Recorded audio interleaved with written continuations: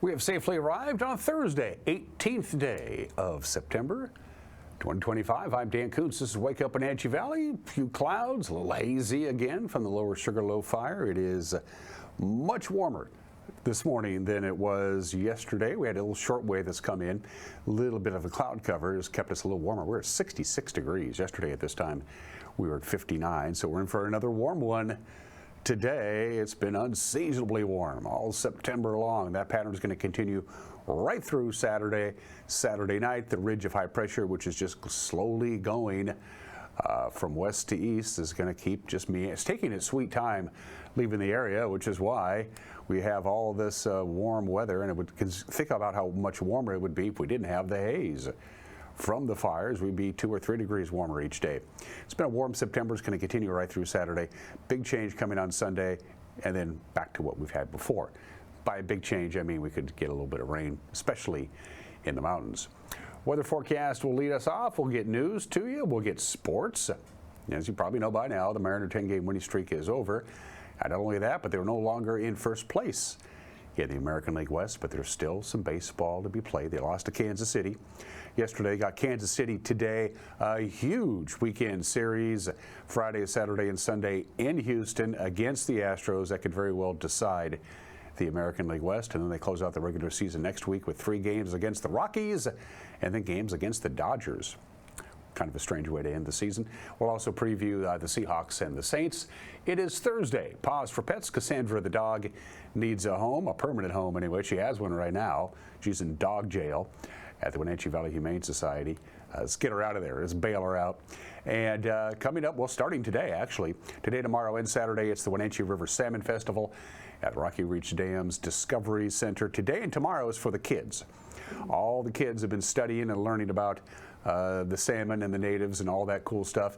They're going to be bussed in today and tomorrow from all over north central Washington. But Saturday, the Wenatchee River Salmon Festival is for everybody, and it's absolutely free. Katrina Toombs is the new director. She's taken over from the retired Corky Broaddus, and we'll hear with her and, of course, Kristen Lodge, who is in charge of the Discovery Center. We went out to the dam a couple of days ago. Don't miss that conversation. It's tour time. The cameras are fired up. We put the quarters in the machine. We're good to go. Again, few clouds today. There's even some light raindrops in some locations. I mean, very light, but not too much. But that light cloud cover has made things quite mild this morning with 66 degrees after hitting 87 yesterday. Our normal high is 77. 15 of the 17 days in the books so far this month, 15 of the 17 days, our high temperature has not only been above normal, it's been well above normal. And check this out. I didn't even think about this until this morning. We rarely talk about the overnight lows until we get to the wintertime, because the overnight lows get really cold. So most people really don't care about the coldest temperature over the 24-hour period, because most of us are asleep when that happens. But every day this month, every day without exception, our overnight low has been above normal. We've had some mild nights. Camera number 2. We are off to, ooh, that's got to be the Waterville camera. Look at the, yep, that's definitely Antioch. Look at the haze and the smoke from the lower Sugarloaf fire. It didn't really grow very much yesterday. It was 11% contained yesterday. It's now 13%. Doesn't seem like much, but it didn't really grow much yesterday, just a couple of 100 acres, but it's burning in some pretty thick timber and some pretty difficult terrain, so it's kind of hard to fight. So that's a good idea of the smoke that's just hanging right over Antioch. Let me look at your Antioch's AQI right now, 133. That's unhealthy for sensitive groups in Antioch. That's a perfect example of that. That, by the way, is our Waterville camera, camera number 3. Back up to Leavenworth we go. Clouds look a little better there, and the sky looks a little cleaner up in Leavenworth than it has been for the last few days. Good morning to the Bavarian village of Leavenworth. Haven't been there for a while. I've been going to Plain a couple of times this year and up to Lake Wenatchee, but I've been avoiding Leavenworth altogether. I've been taking the chum stick. It's been getting difficult, harder and harder just to go through Leavenworth if you're not planning to stop there. And camera number 4. Lake Wenatchee chimes in. That looks a lot better than it has the last couple of days. Good morning to Lake Wenatchee. The sun's just kissing the very summit of Dirty Face. Sunrise this morning, a little later, 6:43. Sunset tonight, a little earlier, 7:06, that's 12 hours and 23 minutes of daylight, losing about 3.5 minutes of daylight a day. The autumnal equinox, by the way, is on Monday morning at about 11 a.m., but our first day of under 12 hours of daylight won't be until September 25th, 1 week from today is when we turn that page. One slide to show for you, and it's all about the continuous warmer than normal temperatures. It's been a very warm September. As I already mentioned, 15 of the 17 days so far this month, our high temperature has been above normal. That pattern will continue right through Saturday before we finally cool down on Sunday. This is a chance to look at where you may live, of areas and cities and towns that we don't normally spotlight. When we do the forecast, we're doing it for the Wenatchee Valley, of course. That's where most people live. But for you folks in Chelan, Moses Lake, up in Omak, that kind of deal, that's what you're looking for highs and lows through Tuesday of next week.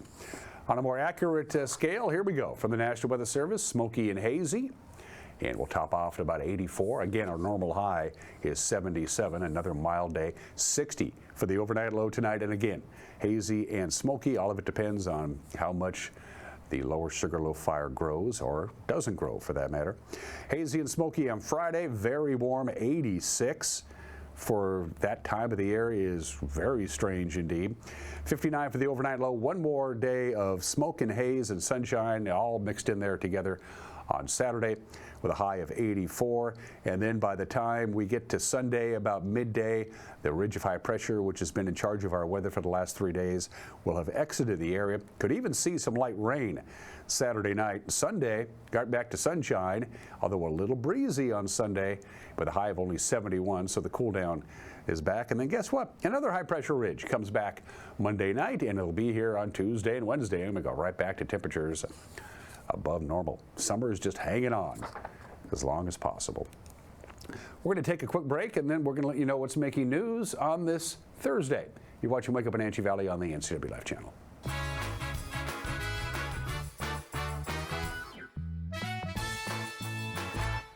There's no place like home, because home is where we're totally comfortable. It's where we can be ourselves and let our guards down. It's where we make memories, and we're always imagining new ways to keep it totally comfortable. Carrier, total comfort, totally happy. Call Alpine Air Heating and Cooling today. Your comfort is their priority.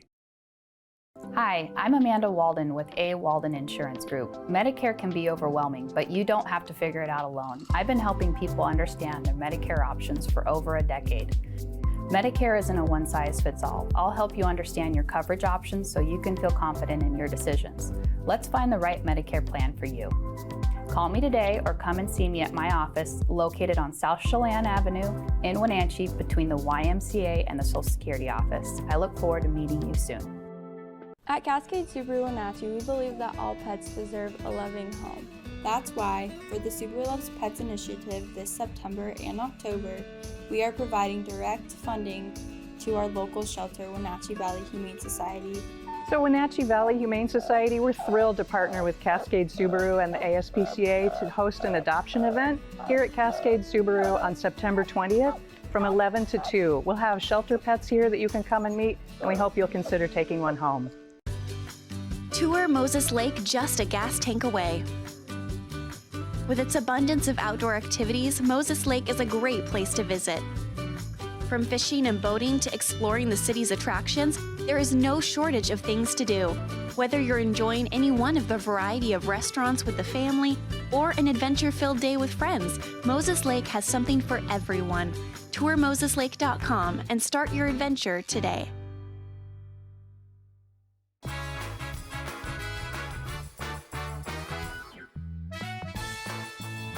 If it feels mild to you outside, it is. It's 66 degrees, mid-80s today, smoke and haze, mid-80s tomorrow, smoke and haze, mid-80s Saturday, smoke and haze, a little breezy and a lot cooler, though, by the time we get to Sunday and Monday. It's just about 10 minutes after the hour. Brewster man faces a possible 6-month jail sentence after his guilty plea in a gunfire incident that happened last year outside of Bridgeport. 23-year-old Isaac Garcia Ramirez is one of 3 brothers arrested after shots were fired from a passing vehicle at a residence near Richards Avenue and Highway 173. Nobody was injured in the shooting. Garcia was charged with first-degree assault and related weapons offenses, but he entered a plea Monday in Douglas County Court to lesser counts of attempted second-degree assault and unlawful possession of a firearm. His 2 brothers received minimal sentences, but a 4th man, 28-year-old Rosendo Saucedo, is now serving 4.5 years. Prosecutors agreed to recommend that Garcia face no more than 6 months incarceration plus a year on probation. He's due to be sentenced on October 6th. The Northwest Athletic Conference has found that the Wenatchee Valley College Athletics Department is, quote, no significant structure, no vision, or no plan, end quote. The college itself requested a review by the governing body early this year. The Northwest Athletic Conference found that the report came out in June, and it outlines poor relationships between the athletic staff and the administration, underfunding of the programs, and negative impacts to the student experience. The report came at the request of Vice President of Student Services Diana Garza and the college. They wanted to compare their programs to the other athletic programs in the conference. Since the report's release, former Wenatchee Valley College Program Director Levi Vega and head baseball coach Aaron Vaughn, they have been placed in interim roles as a search for a new athletic director begins. According to the college, Vega and Vaughn have updated the student-athlete handbook, trained new coaches and athletic staff, and plan to launch a community fundraiser in the coming weeks. The growth continues at Chelan Douglas Volunteer Attorney Services. We told you last month that the nonprofit Legal Aid Foundation has moved into a new home and expanded its services. Now, Executive Director Eloise Barches says the agency has its first deputy director. Myra Sanchez joins the team after previously working with the Wenatchee Valley College Foundation and in the banking sector. Chelan Douglas Volunteer Attorney Services was founded in 2002 to help clients with civil court cases who might otherwise not be able to afford an attorney. The first piece of a project 10 years in the making has finally arrived inside Memorial Park. It's a statue of Chief John Harmelt, who was the last chief of the Wenatchee tribe. It now sits right at the center of Pasquasa Plaza. According to the City of Wenatchee's Parks and Cultural Services Director Dave Erickson, the Plaza project began in 2015 and is meant to honor the first people in the Wenatchee Valley. The statue arrived Tuesday night. It was installed yesterday morning by its artist, Judd Turner, who drove it up from Eugene. We spoke to both Erickson and Turner to learn more about the plaza and the details of the statue. The project really sat on its shelf for a number of years till funding became available. And in 2021, City Council approved a budget to move ahead with the project. And then working with the Colville tribes and Wenatchee tribes, we developed a plan for the project, which you can kind of see behind it. So it's a plaza shaped in a basket form. And within that basket, we've got Chief John Harmelt on horseback, kind of representing the old tribe, the history of the tribe that's here. We'll have another sculpture coming that's going to represent the future of the tribe. That's going to be a bronze sculpture that's made by Kevin Patel. And then around in the raised planter beds are going to be interpretive science. And Swede Albert, a Wenatchee tribal artist, is working on those, and those will be installed next week. And we wanted a sculpture for the center of the Chief John Harmelt sculpture that was more rustic feel. So found art, or found metal items. And Smoker Marchand was one of the artists. He was a Wenatchee tribal member. We reached out to him. He was really excited about the project, but unfortunately he passed away. And then I found Judd Turner and had several conversations with him, and it seemed like his style and would work well for this project, and so then he was ultimately selected. The honor of being asked to do a sculpture to symbolize another culture's historical figure, that's a huge honor. It's the biggest honor of my career. And to get to learn more about Chief Harmelt and the tribe in the area and what a peaceful leader he was, all of those things really encouraged me to want to do this project. And I love doing public art. Public art is accessible to everyone, and so that's a real strong value for me as a public artist. Before I started the design process, we made a trip up here to meet the people involved, see the park. I went to the museums and met with one of the museum curators to get photos. There's not a lot of photos of him to work from reference as a reference. So photos, and then learned as much as I could about his history and the history of the tribe and this part of Washington. I also gathered some of the materials used in the sculpture from donations that we collected when we were here 2 years ago. So I put out word through the city and the newspaper that I would be here with a truck and a trailer, and if people wanted to donate parts, like, you know, grandpa's old tractor parts or old tools, that those would be perfect materials to use in the sculpture. And that's a real way to tie the community to the public art that is here now. The coolest donation we got was that a family came and said that their family had bought the land where the chief lived until he died in 1937, and that they had the horseshoes from the chief's horse. So the horse's name was Quilmayakan, and his actual horseshoes are framing both eyes on the horse. So those are the most meaningful object in the entire sculpture that literally ties past to present. It is about 9 feet tall at the feather and about 8 feet long, maybe 9 feet, and about 3 feet wide. It's just slightly larger than life. For historical monuments, the tradition is to make them a little larger than life, and so it's slightly larger than a horse would be and slightly larger than he probably was in real life. The other detail on there of note is I got a vintage Washington State license plate from 1937, and that's the year that the chief died, and that's attached to the horse to commemorate his passing and also to symbolize the replacement of horses with cars. So the Tribal Council had input throughout the process, and at the beginning their specific request was to include animals from their legends. And so there's a coyote and a bear and a sparrowhawk, a salmon, and an owl. And those 5 animals are distributed around the horse's body, and they're smaller found object representations of those animals. So those are the kind of details that reward curiosity and closer inspection of art made this way. We put it on the back of a tilt trailer. It had been on a wheeled rack up until this morning. We cut it off the wheeled rack when we mounted it to the plaza here. So just using a winch to pull it onto a trailer and then chaining it down very securely, and then driving from Eugene up I-5 and then over to Wenatchee. So it was a very fun thing to drive down the highway with that on the back of a trailer. We got all kinds of thumbs up and waves and people taking pictures with it and slowing down. People seemed really excited about it. And heads up, if you got an electric car, the local advocacy group Plug-in NCW, they're encouraging the Wenatchee Valley to help break a local record for the longest line of electric vehicles. It's their 3rd annual EV lineup. It'll be taking place on Sunday, October 5th in the west parking lot of the Pybus Public Market. Electric vehicle owners will park in a row to try and beat the previous community record of 28 EVs in one line as part of the Drive Electric Month celebration. It goes through mid-October. The event starts at 7:30 in the morning. The official lineup will begin at 9:15 that morning. And that's pretty cool. And that's also the news. At 18 minutes after the hour, the crew will be busy again, as they are. Our newsroom is not a boring place to hang around, trust me on that. That's why they asked me to leave.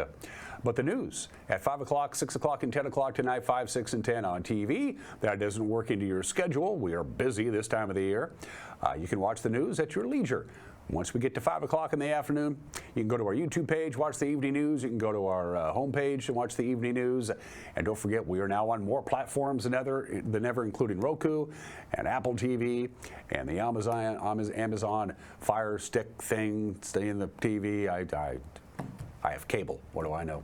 And if you have an email, address and you have a news tip, and you have an email address, we do too, send us an email, news@ncwlife.com. Hopefully sports will do better.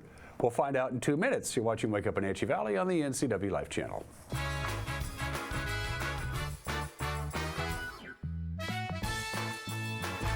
Central Washington Water understands the power of healing waters. If part of your wellness routine includes hot heat from a sauna, Central Washington Water now carries indoor and outdoor infrared and hot rock saunas by Tilo. Research shows there are many health benefits to a cold plunge after a good workout or relaxing time in your sauna. Harness the power of water in a hot spring spa, plug-and-play spas, a Tilo sauna, or a cold plunge tub. Stop by Central Washington Water, your wellness experts. How you doing this morning? I'm Peter Kay, and this is the Go Home Morning Run. I moved to Wenatchee last year, no car, and Link Transit saved me the first day I was here. If I didn't have the link, I would have had to walk blocks and blocks to get to work. So I used it for sightseeing, used it to get groceries. I'm thinking, do I need a car? I don't think I do. I don't know why you wouldn't ride the bus. I'm Peter Nyblum, and Link is how I roll. Experience the music of ABBA with Abra Cadabra, coming to the Wenatchee Valley for the first time this fall at the America Performing Arts Center, September 21st. Don't miss this family-friendly stage extravaganza, receiving rave reviews from coast to coast. For tickets and info, go to iloveabba.com. That's iloveabba.com. Craving fresh Asian comfort food? Steam Panda is Wenatchee's popular family-friendly Asian restaurant. They focus on providing guests with delicious, healthy, fresh, and natural dishes for an affordable price. It's time to enjoy one of their many popular house-made soup dumplings, ramen noodles, or pho dishes. And make sure to ask about their lunch and chef specials on sushi rolls. Steam Panda's Hawaiian poke bowl and salads are excellent with your favorite boba tea. Stop by or order online at Steam Panda today.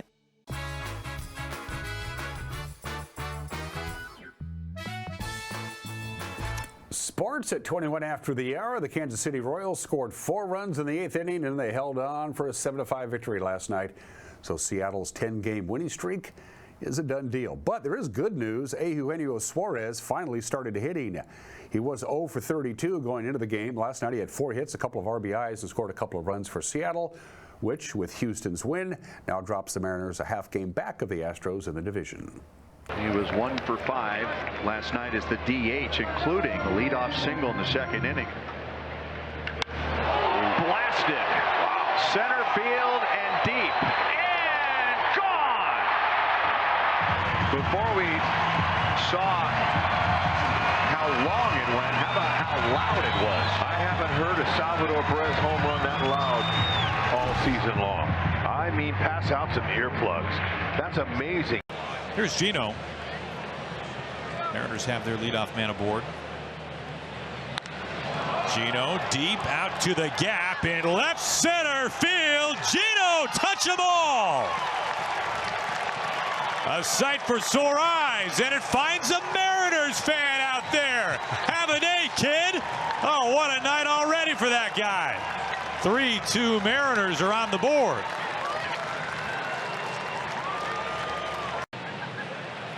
Pitch number 7 coming. Frazier into left field for a base hit. Pasquantino is coming home. Randy's throw, all kinds of time. Apply the tag, and that's it. It's over. Pasquantino out by a mile. They tested a Rosarena, and there is out number 3. We move on. Big bats are coming up for the Mariners. Cal, Julio, and Polanco. Nice trying to get on video too. Garver straight away center field. The catch made Tolbert. Gino racing home, and he scores. Game-time sacrifice fly, Mitch Garver. All even in the 7th inning.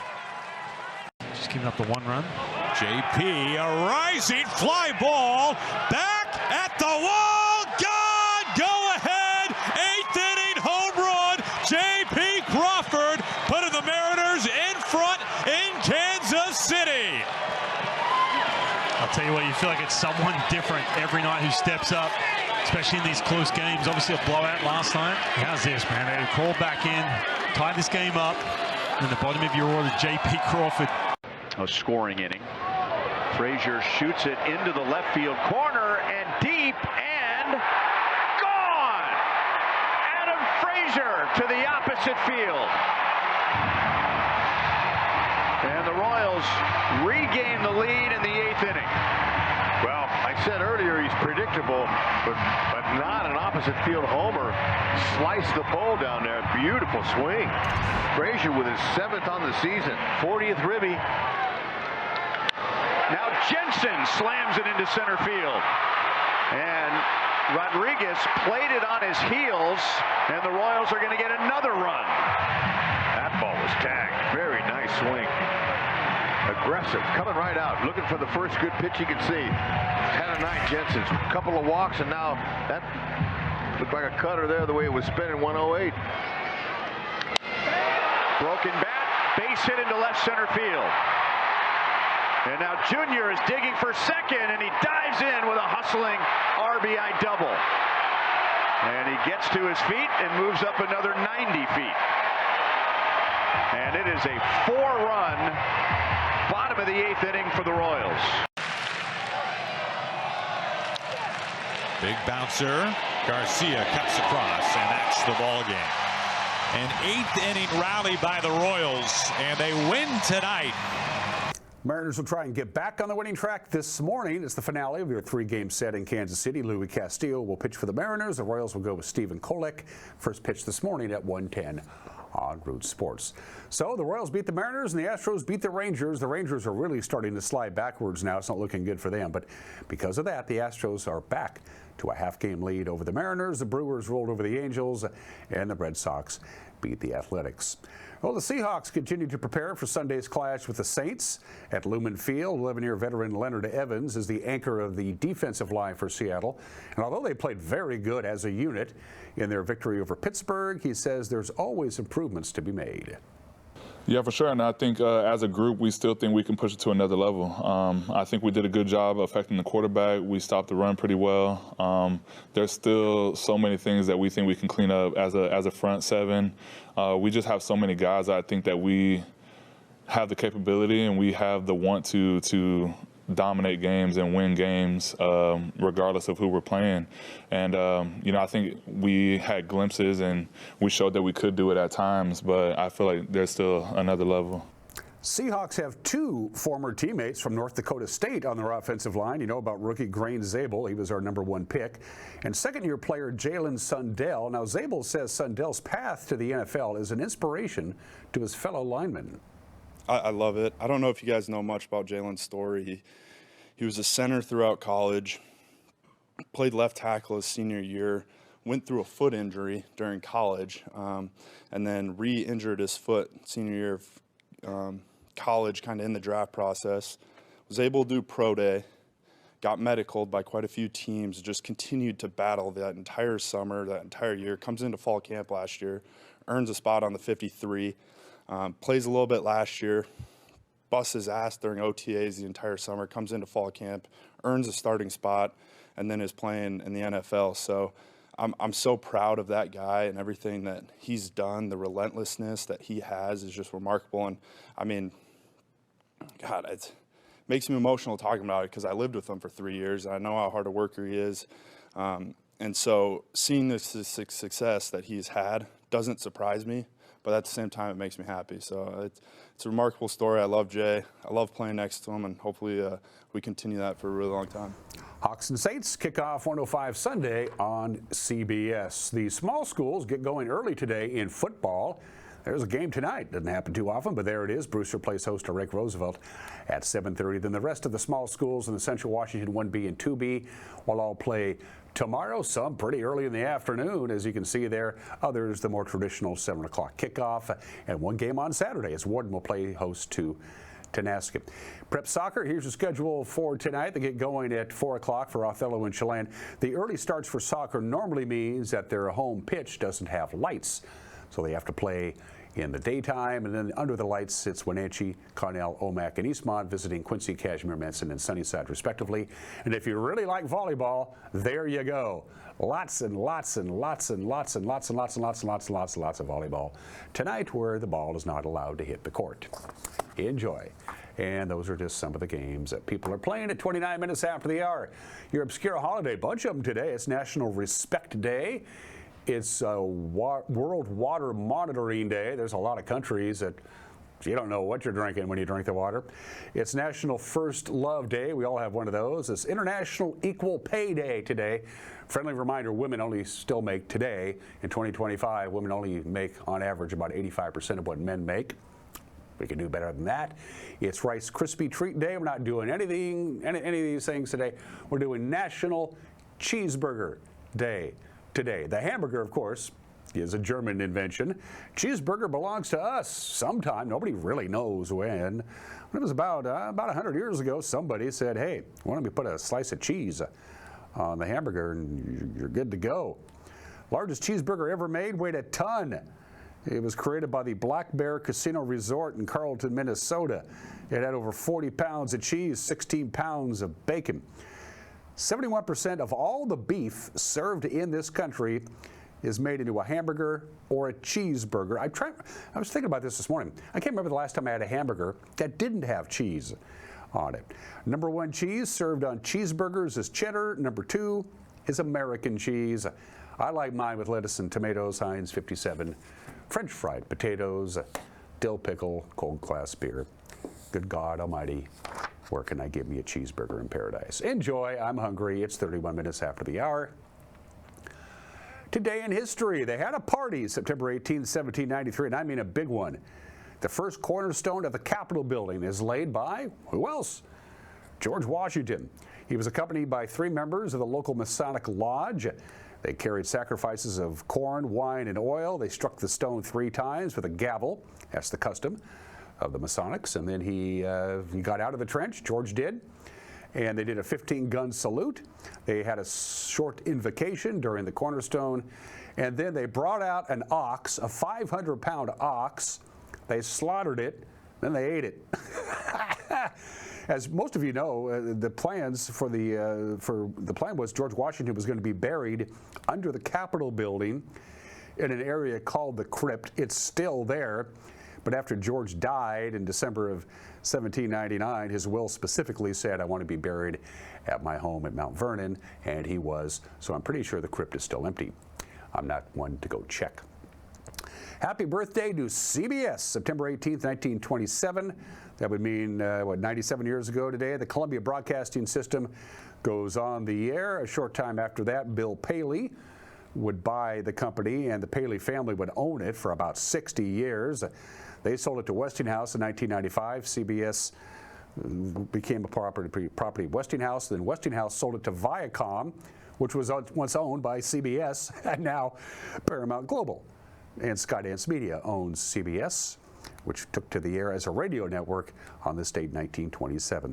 Happy 78th birthday to the Air Force. The United States Air Force becomes an independent branch of the United States Armed Forces on this date in 1947. Needless to say, the United States Air Force is the largest air force in the world. It's big.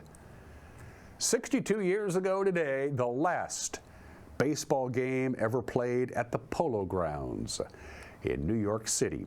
Needless to say, the Mets lost. We do have some footage of the final game. Nobody showed up. The Polo Grounds was completely out of date when the Mets moved in 1962, but they had to play someplace. The Yankees wouldn't let them play at Yankee Stadium. So they played in a big bathtub in Upper Manhattan called the Polo Grounds. Only 1,752 people bothered to show up, even though they knew the Mets were going to move into Shea Stadium the next year. The Polo Grounds, of course, was the longtime home of the New York baseball giants and the football giants. The Yankees, for a short time, played their home games at the Polo Grounds. The Jets played at the Polo Grounds, and of course the Mets played at the Polo Grounds. It was, quite frankly, a dump. There it is, the final out of the last baseball game ever played at the iconic Polo Grounds on this date in 1963. And 55 years ago today, Jimi Hendrix kisses the sky. Jimi Hendrix is pronounced dead on arrival at St. Mary Abbott's Hospital in London, 27 years old, choking on his own vomit. The legendary Jimi Hendrix, but we got the music.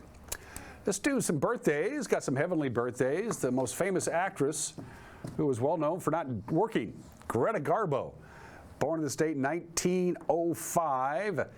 Died at the age of 80 in 1900. At the age of 35, after making 28 films, She retired. She retired in 1940, lived another 50 years. She was famous, of course, for her privacy and her secrecy. She never signed autographs. She never answered fan mail, never did interviews, lived in a luxurious apartment in Midtown Manhattan, and she had an art collection worth millions. When she died, the reclusive Greta Garbo, born in the state in 1905. 2 people were murdered in broad daylight in front of hundreds of witnesses in Dallas, Texas. On November 22, 1963, one was the President of the United States and the other was J.D. Tippit, who was born in the state 101 years ago today. He was the Dallas police officer who was shot and killed by Lee Harvey Oswald about 45 minutes after JFK was shot and killed. Left behind a wife and 3 children, the American people would mail his widow $647,000 in an act of great sympathy. J.D. Tippit.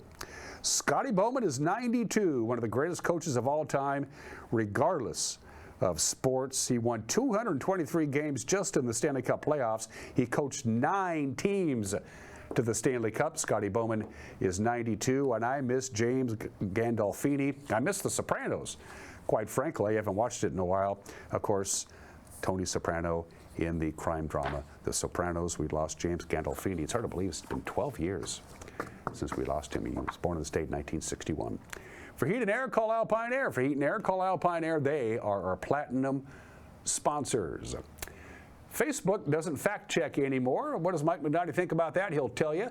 My conversation with Katrina and Kristen about the Wenatchee River Salmon Festival. First things first, Cassandra the dog needs a home's Paws for Pets.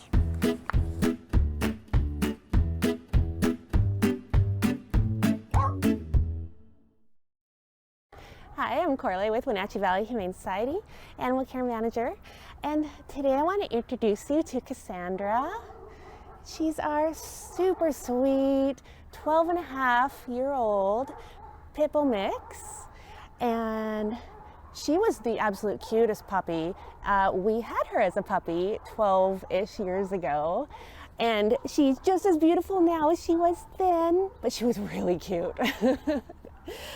We got Cassandra back as an owner surrender.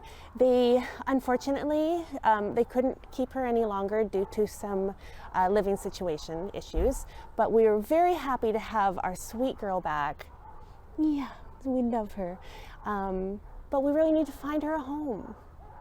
She deserves it. She's the sweetest, nicest girl. She just wants to be with her people. She loves her walks. She's got a lot of life left back in her. She's really affectionate. She knows her commands. She's great at sits. I think even though she's a little older, she can still learn some stuff because she's very treat motivated.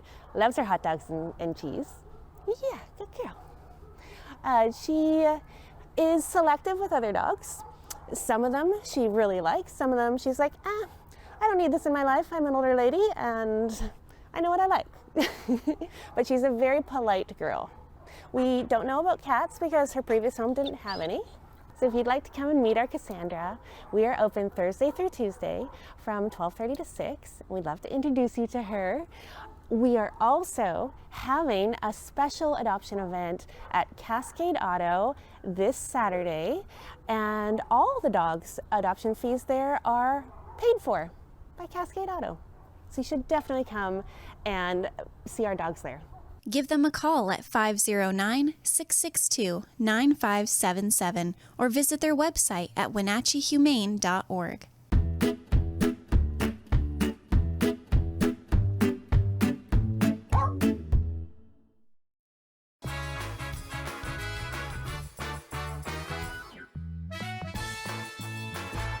Caught in a conflict? Family? Workplace? Neighbor? Business? Housing disputes? Wenatchee Valley Dispute Resolution Center provides mediation services, a cost-effective and efficient way to provide a written resolution to disputes and issues. Plus, we offer mediation training and community education on conflict resolution and communication skills. Contact us to learn more. Hand off to Zielinski around the right side. Got away from one man, got away from two. Squirts between High school sports is back this fall on the NCWLIFE channel. Watch Eastmont, Wenatchee, and Cashmere games right here. Coverage is brought to you in part by our platinum supporter, Alpine Air Heating and Cooling. Also by Abby's Pizza, Apple Valley Honda, Dick's Heating and Air Conditioning, Global Car Care, and Highlander Golf Course and Grill. Watch high school sports on your local TV station, the NCWLIFE channel. Is your yard outdated, overgrown, or just not working for your lifestyle? At Bailey's Pro Landscaping, they specialize in transforming ordinary outdoor spaces into beautiful, low-maintenance landscapes built for Central Washington living. From custom designs to full installation, they bring expertise, creativity, and craftsmanship to every job. Your yard has potential. Start your project with Bailey's Pro Landscaping.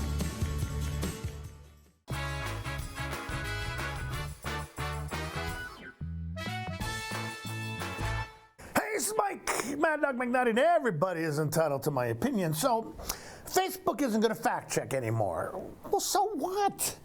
Since when are we expected to be able to accept and believe everything we see or read on a social media site?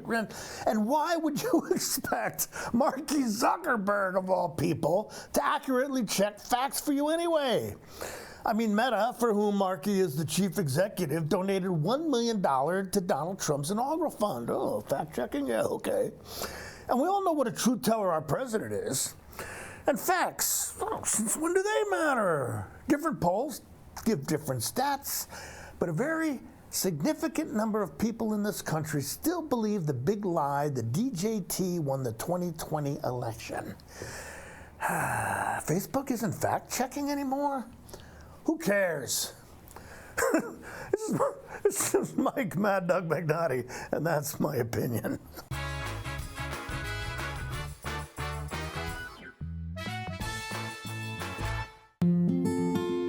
It's the NCWLIFE Community Calendar, a presentation of Apple Valley Honda. The Wenatchee River Salmon Festival returns this year to the Rocky Reach Park and Discovery Center September 18th through the 20th.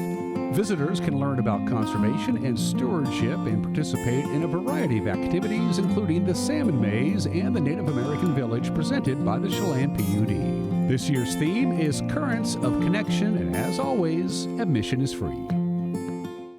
Foothills Magazine invites you to Eastern Washington's premier food and wine event, the Wenatchee Wine and Food Festival, Saturday, November 8th. Celebrate the region's best wines, savor delicious bites from top local chefs, and enjoy craft beer, cider, live entertainment, and more. All guests receive a keepsake wine glass, and our exclusive VIP experience offers even more to sip and savor. Tickets are limited. Get yours now at WenatcheeWineandFood.com.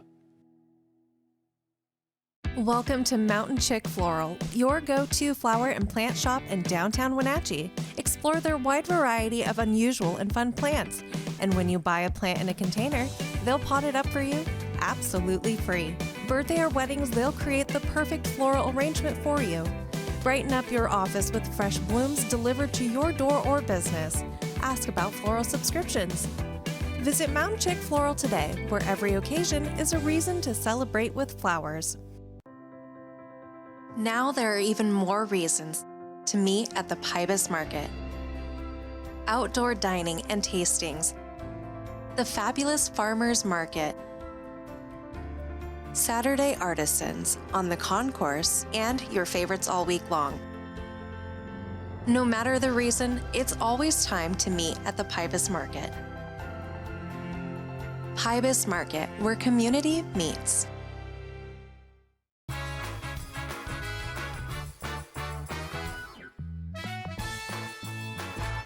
It is back. Once again, it is here at Rocky Reach Dam. It used to be at the Leavenworth Fish Hatchery for many, many years. Of course, then COVID, and then the remodel of the fish hatchery. But the concert's got to go on. The show must go on, and it is back again.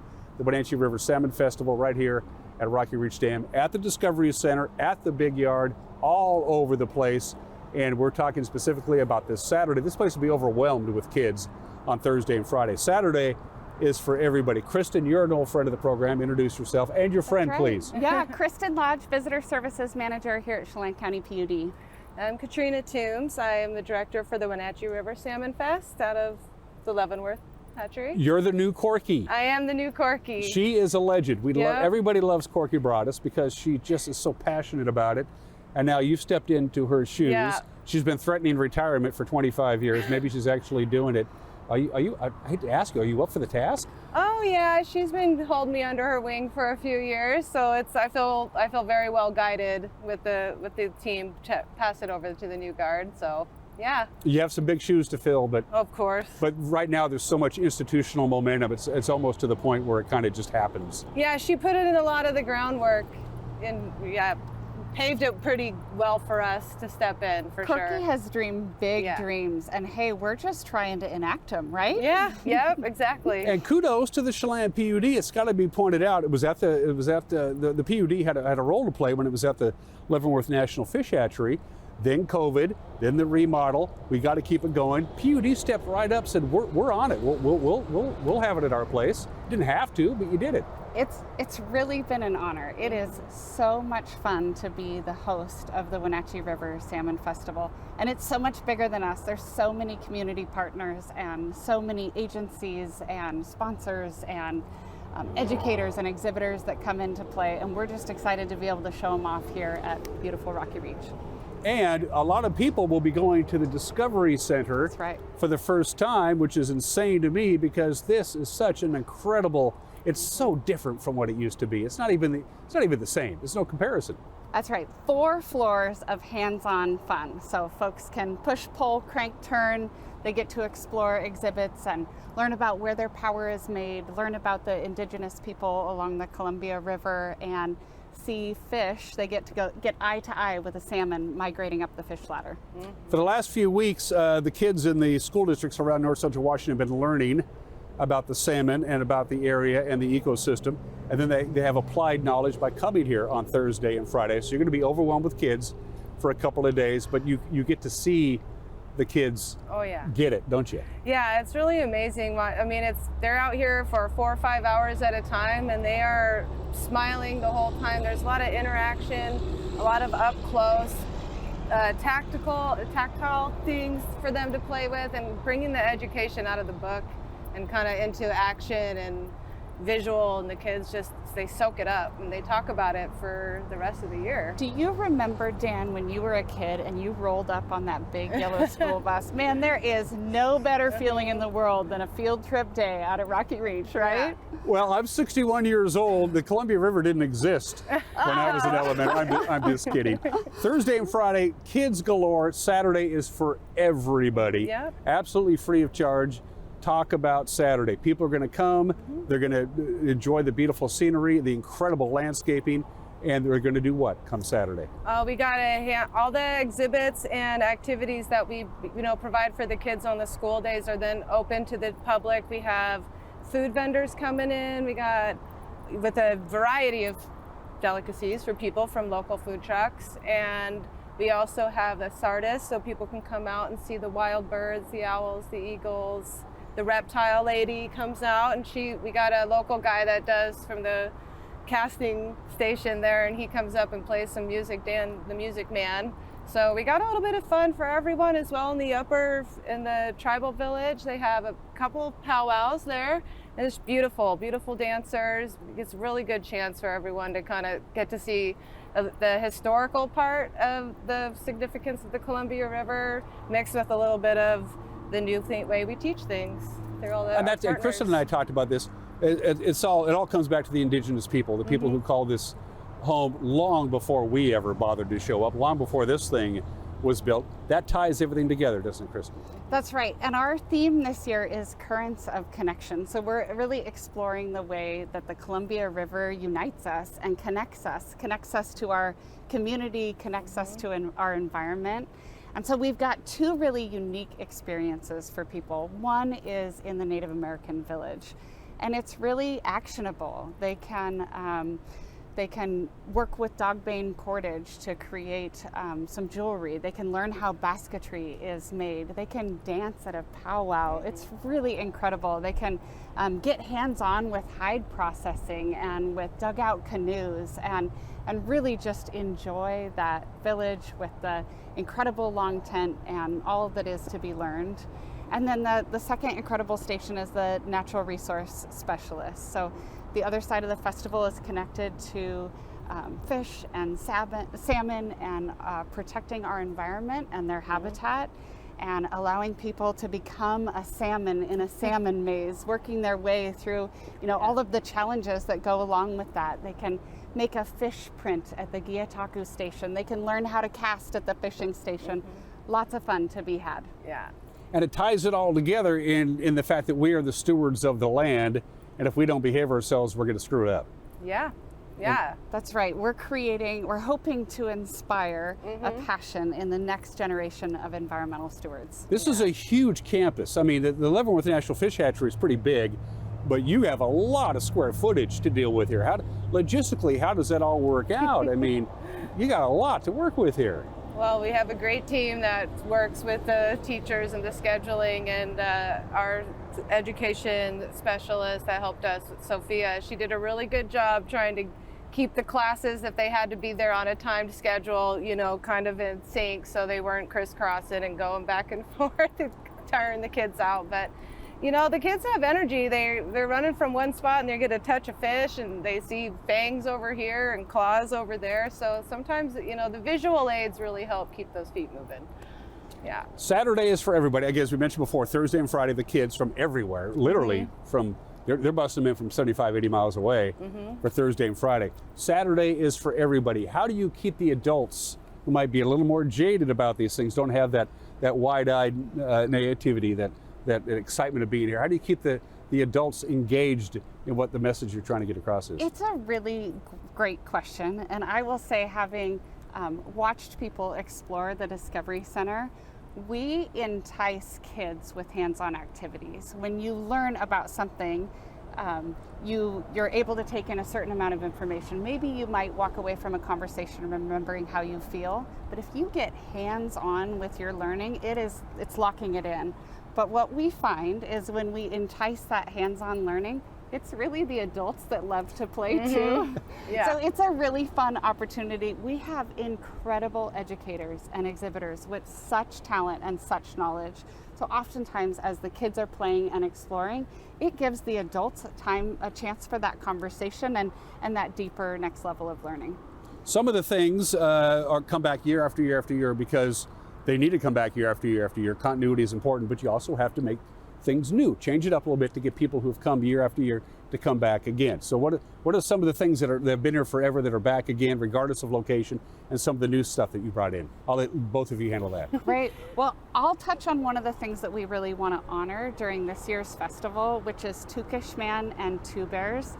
They've been with us for all 33 years of Wenatchee River Salmon Festival. Tukish Man is a medicine man from the Wasco band of the Warm Springs tribe, and he shares the salmon dance with visitors. So he reenacts the pairing of the salmon, and his song calls the salmon back to spawn. So it's really an incredible chance for folks to learn from Tukish Man on his final visit to the Salmon Festival. At 92, he's told us he's going to retire. Corky has been part of this from the very get-go. We love Corky. Sorry she couldn't be with us. She'll be here in spirit, I'm sure, this weekend. But you're the new Corky, so to speak. Were they the folks who put this on? Were they receptive to maybe some changes, some new ideas that somebody like you would bring in?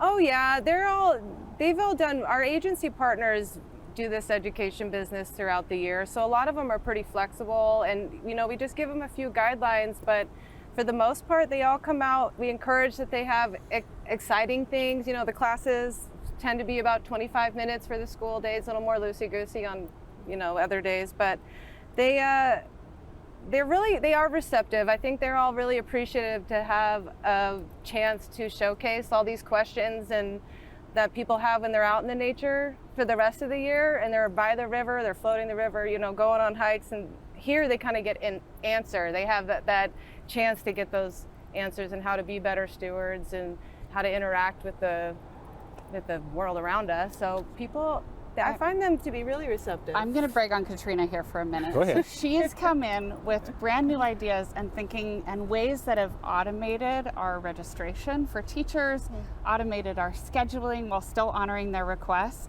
And then we've spent the last year working on our curriculum to ensure that it's in tune with the state standards, which has meant a lot of opportunity to kind of tweak some of our educational stations and really just make them more interactive and hands-on. So while we get to see a lot of one another during Salmon Festival, we spend the whole year dreaming about how to make it better every year. Yeah. Every year you have to think this, and it all comes together in 3 short days. But who's kidding who? I mean, I've come here. Everybody is beaming and smiling, whether you're working for the PUD or you're working for the fish hatchery or you're just here. People don't come here and have a bad time, do they? No, they have a great time, and it really invokes conversation, because when your kid asks you a question and you're like, oh no, then you can find out the answer. They can point you right in the direction of, where you can kind of gain that knowledge together, and helps get some good conversation going. Yeah. Not a bad place to work, Kristen. You probably have a good time driving up 97A to work every day. I do. I have to share, my job is the best. It's joy every day. It's field trips and play dates and folks out on vacation, and it's the magic of learning. So we're so excited to share that with folks on Saturday. Fish, fun, family adventures. Come visit us at Salmon Festival. And every once in a while, 30 or 40 Austin Heelys will just show up for the day and take a tour. That was pretty impressive as well. We had an incredible tour group through this morning. For the info on the Wenatchee River Salmon Festival, again, we're talking about Saturday only. First of all, admission is absolutely free.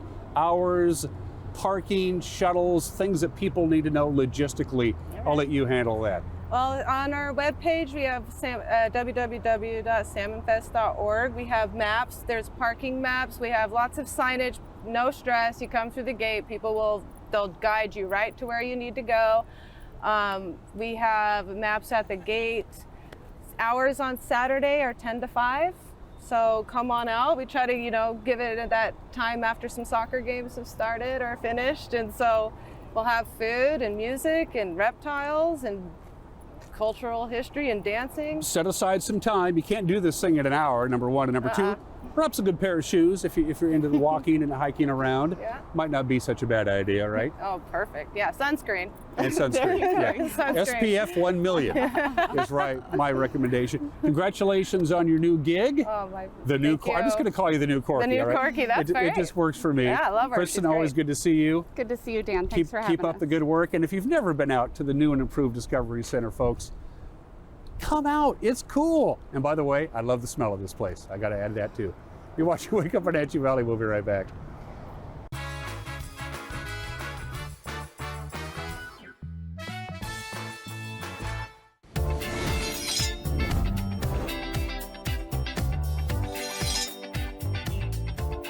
I'm Jen Mueller. Watch for my show, I Cook, You Measure on NCWLIFE. It's part cooking instruction, part entertainment, and all about connecting over food and wine with your favorite Northwest athletes. Watch I Cook, You Measure with Jen Mueller Mondays at 1, Wednesdays at 2, Fridays at 11 a.m., and Saturday and Sundays at 10:30 p.m. right here on the NCWLIFE channel. School's back, but this is the kind of math we like.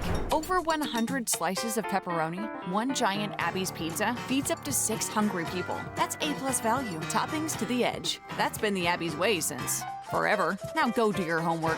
When someone says, bring home the bacon, we know what they mean. They want Abby's legendary Bacon Cheddar Pizza, loaded with country bacon and packed with Canadian bacon. On sale now at abbys.com. This month, bring home the bacon at family-owned Abby's.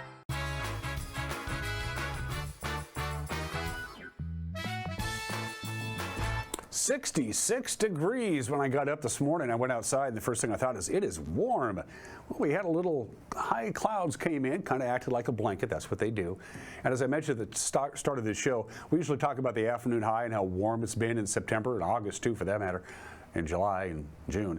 Every day this month, our overnight low has been above normal. Every day this month. And we've had some very warm overnight low temperatures, unseasonably warm. Guess what? That's going to continue. From our friends at Colonial Vista, here's your forecast from the National Weather Service. Smoky and hazy and sunny. We get all three of those again today. will top off at about 84. Haze and smoke tonight. 60 for the overnight low. Depending on how active the lower Sugarloaf fire is, we're talking haze and smoke again on Friday. We'll top off at 86, although the air quality really hasn't been that bad for most of the week. One more day of it on Saturday. Lots of sunshine, warm temperatures, high of 87. And then Saturday night, a cold front rolls in as the high pressure finally moves out of the area. It'll be in far western Montana by Sunday night, which means we're going to have a little wind and cooler temperatures on Sunday with a high of about 71 or 72. And then on Monday during the day, high pressure comes back and we're right back into the 80s again by Tuesday and Wednesday. The hits just keep on coming. Provided I don't say something offensive and get canceled, I will see you tomorrow. Take care. Bye-bye.